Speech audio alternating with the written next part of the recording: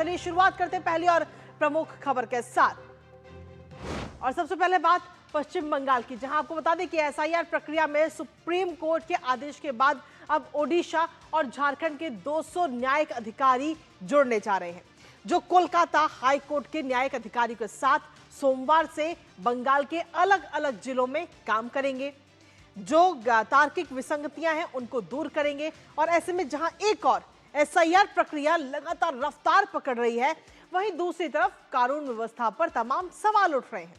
दरअसल बीरभूम जिले के बोलपुर में भारतीय जनता पार्टी की परिवर्तन यात्रा पर हमले की घटना सामने आई है और आरोप यह है कि कार्यक्रम के दौरान तृणमूल कांग्रेस के कुछ कार्यकर्ता बम और धारदार हथियार लेकर भाजपा कार्यकर्ताओं की ओर दौड़ पड़े, जिससे कार्यक्रम के दौरान अफरा तफरी का माहौल बन गया। हालांकि इसको लेकर भारतीय जनता पार्टी के सांसद सौमित्र खान ने चुनाव आयोग को एक पत्र लिख करके शिकायत भी दर्ज कराई है। करेंगे चर्चा और जानेंगे लेटेस्ट अपडेट, लेकिन उससे पहले आपको दिखाते हैं पश्चिम बंगाल में एसआईआर जारी। तो जी हां, आपको बता दें कि एसआईआर की जो पूरी प्रक्रिया है वो इस समय तेज हो गई और एससी सुप्रीम कोर्ट के आदेश के बाद ये रफ्तार अब पकड़ती हुई नजर आई है एसआईआर ने। और 200 और जज आज पहुंचेंगे, जो 200 न्यायिक अधिकारी हैं वो आज पहुंचेंगे पश्चिम बंगाल, जहां 2 दिन पहले उनकी पूरी जो तैयारियां हैं वो होंगी। और साथ ही उसके बाद में ओडिशा झारखंड से जो ये अधिकारी हैं वो आज जुड़ते हुए नजर आएंगे और सोमवार से सुनवाई में भी ये शामिल होते हुए नजर आएंगे। तार्किक विसंगतियों को दूर किया जाएगा।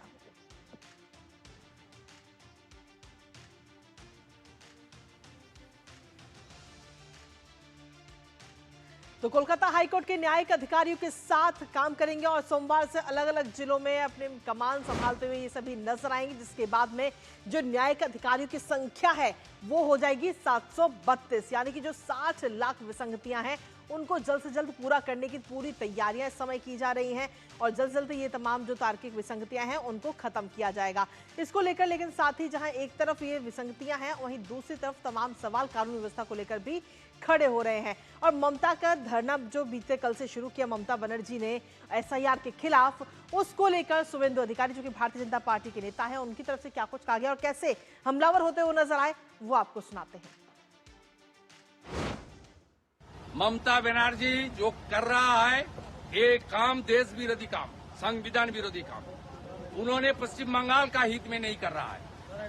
ये जो घुसपैठिया बांग्लादेशी मुस्लिम रोहिंगा ये आकर हमारा खाना छीन रहा है, लैंड जिहाद कर रहा है, बेटी को उठा लेकर जा रहा है, धर्म परिवर्तन का काम कर रहा है, हमारी मंदिर को तोड़ रहा है, हमारी मूर्ति को तोड़ रहा है, ये लोग को संरक्षण देने के लिए धरना प्रदर्शन कर रहा है। ममता बनर्जी इस बार जाने वाला है, मूल सहित तृणमूल को उखाड़ फेंकने का काम बंगाल का जनता करे। तो सीधे तौर पर एसआईआर के खिलाफ इस वक्त ममता बनर्जी धरना, लेकिन वहीं दूसरी तरफ आपको ये भी पता होगा कि ये पूरा मामला अभी भी सुप्रीम कोर्ट में है, जहां इसको लेकर सुनवाई भी होनी है। लेकिन ममता बनर्जी हैं जो कि बाज नहीं आ रही और लगातार एसआईआर को रोकने की तमाम कोशिशें वो कर चुकी हैं, सुप्रीम कोर्ट का भी रुख कर चुकी हैं, लेकिन वहां से भी उनको सफलता हाथ नहीं लगी है, एसआईआर को वो नहीं रोक पाई। और इसके साथ ही भारतीय जनता पार्टी ने जो परिवर्तन यात्रा निकाल रही है उसमें भी काफी बवाल देखने को मिला है, क्योंकि बीरभूम की जब हम बात करें तो भारतीय जनता पार्टी की परिवर्तन यात्रा थी ये, जहां पर बीजेपी कार्यकर्ता परिवर्तन यात्रा निकाल रहे थे और इस यात्रा में तोड़फोड़ की गई। तृणमूल कांग्रेस के जो कार्यकर्ता हैं उन्होंने अचानक से वहां पहुंचते हैं, धारदार हथियार और साथ ही बम लेकर के हमला करते हुए नजर आते हैं और इसके साथ ही बीजेपी और जो टीएमसी के कार्यकर्ता हैं उनके बीच में झड़प भी होती है, जिसकी ये तस्वीर भी इस समय हम आपको दिखा रहे हैं। धारदार हथियार से सीधे तौर पर वार करने की ये कोशिश की जाती है टीएमसी के कार्यकर्ताओं की तरफ से, जबकि बीजेपी के जो कार्यकर्ता है वो वहां पर परिवर्तन यात्रा जो है वो निकाल रहे थे। जिसके बाद में जब ये पूरा घटनाक्रम सामने आया तो कानून व्यवस्था पर भी तमाम सवाल उठते हुए नजर आए। बीजेपी ने चुनाव आयोग से इस पूरे घटनाक्रम को लेकर शिकायत की और कहा है कि प्रशासन की तरफ से इस पूरे घटना के सामने आने के बाद में उचित कार्रवाई, जो जरूरी कार्रवाई है वो नहीं की गई है। इसके साथ ही इस शिकायत पत्र में यह भी कहा गया कि केंद्रीय बलों को स्वतंत्र रूप से काम करने से रोका जा रहा है। तो तमाम कोशिशें की जा रही है कि एसआईआर की जो प्रक्रिया है उसको रोका जाए और इसी तरीके से जो परिवर्तन यात्रा निकाली जा रही है उस पर भी हमलावर होती हुई टीएमसी नजर आए, टीएमसी के कार्यकर्ता नजर आए। और इसको लेकर के ताज़ा हमारे साथ में ताज़ा अपडेट हमारे सहयोगी देंगे, लेकिन उससे पहले आपको सुनाते हैं कि आखिर मनोज तिवारी जो कि भारतीय जनता पार्टी के नेता है, उन्होंने क्या कुछ कहा है और किस तरीके से टीएमसी पर हमलावर होते हुए नजर आए हैं। टीएमसी की सरकार सरकारी गुंडों से यहाँ पश्चिम बंगाल में गर्दन कटवा रही है। हिंदुओं के गर्दन कट रहे हैं, गरीबों के गर्दन कट रहे हैं, दलितों के गर्दन कट रहे हैं। जो टीएमसी से सवाल करेगा उसकी गर्दन काटेंगे। और अब तो हद हो गई, ये चुनाव आयोग के कमिश्नर की उंगली काटने की बात कर रहे हैं। ये पश्चिम बंगाल की जनता देख रही है, इनके दिन पूरे हो गए हैं। अब ऐसा चलेगा नहीं। पश्चिम बंगाल की जनता इन उंगली और गर्दन काटने वालों को सबक सिखाएगी। भाजपा की सरकार बनेगी, इनकी विदाई होगी। तो भारतीय जनता पार्टी तो हमलावर है ही, लेकिन जब से एसआईआर की ये प्रक्रिया शुरू हुई है तब से लगातार टीएमसी और ममता बनर्जी इसको रोकने की तमाम कोशिश कर रही हैं।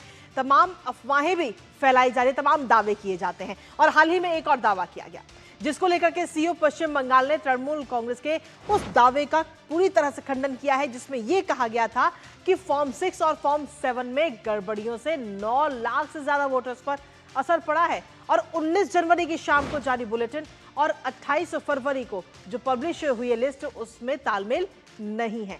तो ऐसे में जब ये फैक्ट चेक सामने आया है और इसको लेकर के फैक्ट चेक किया गया और इस पूरे दावे का खंडन किया गया है, टीएमसी ने सवाल उठाए थे इसको लेकर के, फॉर्म्स को लेकर के, और साथ ही सीओ पश्चिम बंगाल ने अब इस दावे को पूरी तरह से निराधार बताया है। फॉर्म 7 में 7,773 वोटों के जिक्र किया गया उसमें, और इसके साथ ही उसमें कहा गया इलेक्शन कमीशन ने मेल भेजा और साथ ही 5 लाख से ज्यादा का आंकड़ा उसमें दर्शाया गया। फॉर्म 7 की जब हम बात कर रहे हैं तो 7,773 नाम उसमें शामिल थे। इसके साथ ही इस दावे का खंडन करते हुए यह भी कहा गया कि बुलेटिन में जो फॉर्म है उसमें फॉर्म 6 के आंकड़े दिए गए हैं। तो ये तमाम बातें और इसके साथ ही जो टीएमसी की तरफ से जो दावा किया जा रहा था, जो अफवाह फैलाई जा रही थी, उस अफवाह का पूरी तरह से खंडन किया गया है चुनाव आयोग की तरफ से। सीओ पश्चिम बंगाल की तरफ से इस बात का खंडन किया गया और ये बताया गया कि जो बुलेटिन में आंकड़ा दिया गया वो आंकड़ा खाली फॉर्म 6 का है, फॉर्म 7 का नहीं है। हमारे साथ हमारे सहयोगी सौरभ दत्ता इस वक्त जुड़ गए हैं, सीधा उनका रुख करेंगे ताजा अपडेट के साथ। सौरभ, सबसे पहले तो एसआईआर की प्रक्रिया में अब कहीं ना कहीं तेजी आती हुई और नजर आएगी, क्योंकि 200 और जो अधिकारी, जो जज हैं, वो मिलने जा रहे हैं, जो पूरी जो विसंगतियां हैं उनको खत्म करेंगे। हाँ कृतिका, देखिए अब तक कल तक जो फिगर हमें मिला था वो 6.5 लाख था 60 लाख के अंदर, लेकिन अभी 7.5 लाख यानी 24 घंटों में 1 लाख की बढ़ोतरी हुई है। तो 7.5 लाख अभी तक निपटारा हो चुका है। उनमें से बाद में पता चलेगा कि कितने अप्रूव्ड हुए हैं और कितने डिसअप्रूव हुए हैं। लेकिन अभी जो माहौल है, ये ममता बनर्जी धरने पर बैठी हुई है। आज धरने का दूसरा दिन है और आज वो बोलेंगी और कल अभिषेक बनर्जी ने बोला था और उन्होंने मंच से ही सरासर बीजेपी को बॉयकॉट का स्लोगन दिया था।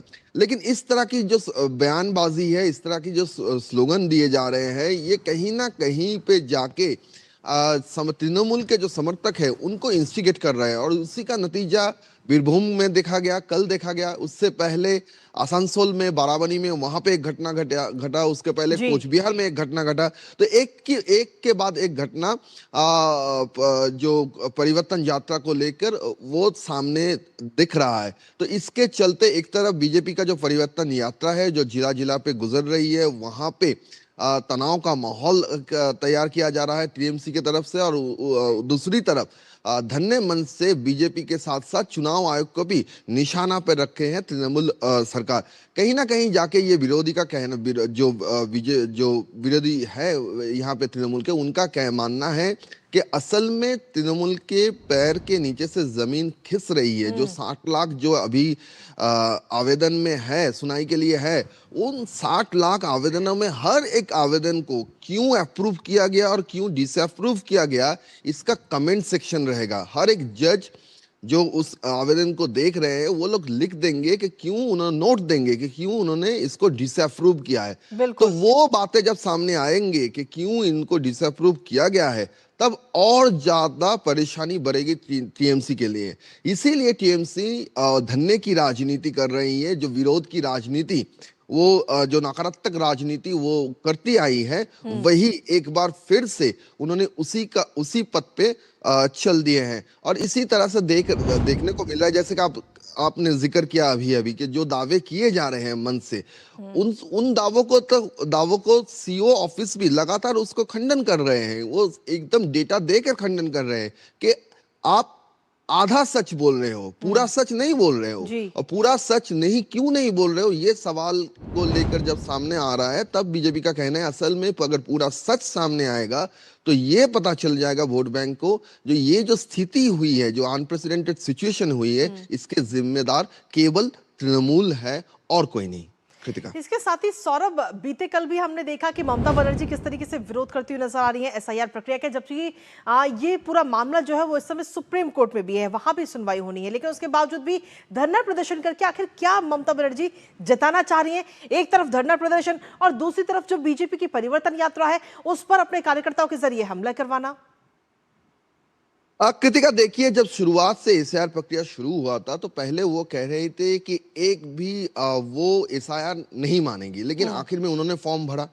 जी। बाद में जब देखा गया कि 60 लाख लॉजिकल डिस्क्रिपेंसी को लेकर उन्होंने बड़ा सवाल खड़ा किया, खुद सुप्रीम कोर्ट चली गई, लेकिन नतीजा क्या निकला? नतीजा निकला कि वो सुप्रीम कोर्ट गई और जिस पॉइंट को उन्होंने वहां पे रखा, सुप्रीम कोर्ट ने कानून के आधार पर ही आर्टिकल 142 इन्वोक किया और उन्होंने कहा कि जुडिशियल इस बारे में निष्पत्ति करेंगे, ना कमीशन, ना राज्य सरकार के जो ईआरओज है, ईआरओज है, ये यहाँ पे जुडिशियल ऑफिसर्स करेंगे। अब जुडिशियल ऑफिसर जब वो काम कर रहे हैं, तब उनको जुडिशियरी सिस्टम पे भी कहीं ना कहीं वो आस्था नहीं दिखा रही है, वो धन्ने की राजनीति कर रही है। मानना ये है कि असल में वो अपने जो समर्थक है उनको एकजुट करने में लगे हुए हैं, क्योंकि ये जो 60 लाख नाम कटे हैं, इससे कहीं ना कहीं समर्थकों को भी समझ गए हैं कि अगर उनके पास डॉक्यूमेंट्स नहीं रहेंगे तो वो भारत के वोटर लिस्ट में नहीं रहेंगे, अगर वो वैध वोटर नहीं है तो नहीं रहेंगे। तो इसके चलते जो परेशानी हो रही है, जो वैध वोटर है उनको जो परेशानी हो रहा है, वो भी ये बात समझ रहे हैं कि इनकी परेशानी का कारण तृणमूल की नीति है। तृणमूल, अगर इलेक्शन कमीशन पहले तो बोल दिया था इलेक्शन कमीशन ने, जिनके ये जो स्पेलिंग मिस्टेक्स है, जो कुमार और बंगाली नाम, इंग्लिश नाम के अंदर जो इंग्लिश ट्रांसलेशन में जो अंतर आ रहा है, वो बात को लेकर चुनाव आयोग ने साफ कर दिया था कि वो सारे बातों को कंसिडर कर रहे हैं, लेकिन वो धैर्य नहीं धरे, वो कोर्ट पे चले गए। कल सीओ मनोज अग्रवाल ने भी यही बात बार बार दोहरा रहे हैं कि सुप्रीम कोर्ट में गए थे आप लोग, सुप्रीम कोर्ट ने ये डिसीजन दिया है, तो सुप्रीम कोर्ट के चलते अब चुनाव आयोग काम कर रहा है। लेकिन फिर भी जिस तरह से बयानबाजी आ रही है वो डेमोक्रेसी के लिए ठीक नहीं है। और सौरभ, जैसा कि अभी कुछ देर पहले आपने भी बताया कि अभी तक अगर आज तक हम देखें तो 7.5 लाख से ज्यादा जो हैं वो विसंगतियां दूर की जा चुकी हैं, लेकिन अभी भी काफी ज्यादा बाकी हैं। तो उनको जल्द से जल्द खत्म करने के लिए क्या कुछ प्रयास अभी तक किए जा रहे हैं? क्योंकि इस समय सबसे बड़ी चुनौती है समय पर विधानसभा के चुनाव कराना पश्चिम बंगाल के अंदर।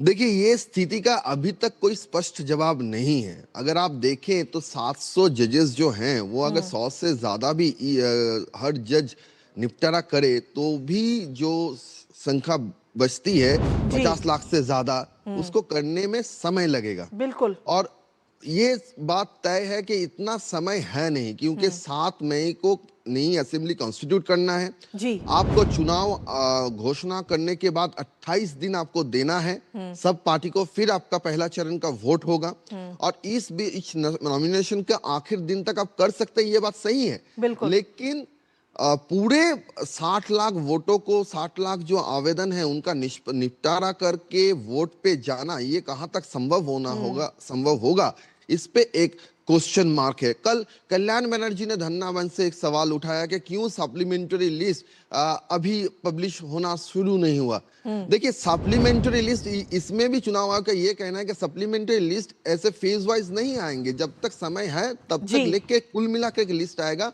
फिर आखिर में अगर हुआ तो वो चरणों के हिसाब से वो लिस्ट पब्लिश करेंगे। तो ये कहने का मतलब ये है, जो स्थिति है उसका हर वक्त उसका एक मिस इंटरप्रिटेशन हो बिल्कुल। रहा है।